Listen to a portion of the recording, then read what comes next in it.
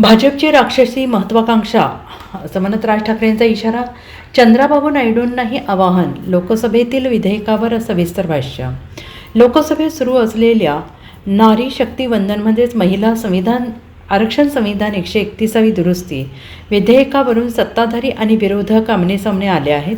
महाविकास आघाडीने या विधेयकातील महिला आरक्षणाला आपला पाठिंबा असल्याचं म्हटलं आहे. मात्र महिला आरक्षणाच्या आडून लोकसभा मतदारसंघ पुनर्रचना करण्याचा डाव असल्याची टीका विरोधी पक्षातील प्रमुख नेत्यांनी केली आहे.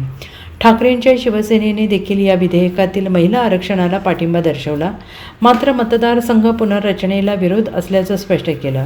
आता मनसे प्रमुख राज ठाकरे यांनी डिलिमिटेशनवर जोरदार टीका केली. तसेच भाजपच्या राक्षसी महत्वाकांक्षेला विरोध असून आंदोलनाचा इशारा देखील राज ठाकरे यांनी दिला आहे.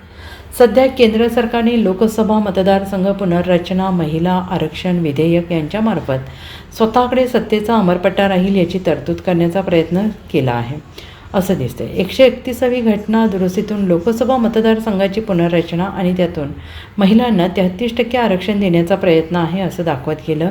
आणि मग अचानक या विधेयकावर चर्चा सुरू असताना अचानक केंद्र सरकारने काल रात्री अधिसूचना काढून घोषित केलं की 2023चं महिला आरक्षण विधेयक आजपासून लागू झालं आहे. जर यातील बदलांवर चर्चा सुरू आहे तर मग ही घाई कचली. केंद्र सरकारला नक्की काय साध्य करायचं आहे असा सवाल राज ठाकरे यांनी उपस्थित केला आहे. महिला आरक्षणाला आमचा अजिबात विरोध नाही. उलट महिलांना आरक्षण मिळते ही आनंदाची बाब आहे. त्यामुळे आज या दुरुस्तीला महाराष्ट्र नवनिर्माण सेनेसह इतर राजकीय पक्ष जो विरोध करत आहे तो काही महिला आरक्षणाला विरोध नाही हे समजून घ्यावं. मुळात महाराष्ट्राला महिला आरक्षण इत्यादी बाहेरच्यांनी शिकू नये, कारण याच राज्याने स्थानिक स्वराज्य संस्थात महिला आरक्षण आणले. आमचा विरोध हा लोकसंख्येनुसार लोकसभा मतदारसंघाच्या होणाऱ्या पुनर्रचनेला आहे. घटनेतील कलम 81 आणि 82 सांगतात की लोकसभेतील जागा राज्यांच्या लोकसंख्येच्या प्रमाणात वाटल्या जातील. आणि याचा सरळ अर्थ ज्या राज्यांनी शिक्षण, आरोग्य, महिलांचं सक्षमीकरण करून लोकसंख्या नियंत्रणात ठेवली त्यांच्या मेहनतीला शिक्षा आणि ज्यांनी वाटेल तशी लोकसंख्या वाढू दिली आणि संपूर्ण राज्य बर्बाद केली त्या सर्व राज्यांचा संसदेतील टक्का हा वाढणार. हा कुठला अजब न्याय असा सवाल राज ठाकरे यांनी उपस्थित केला आहे.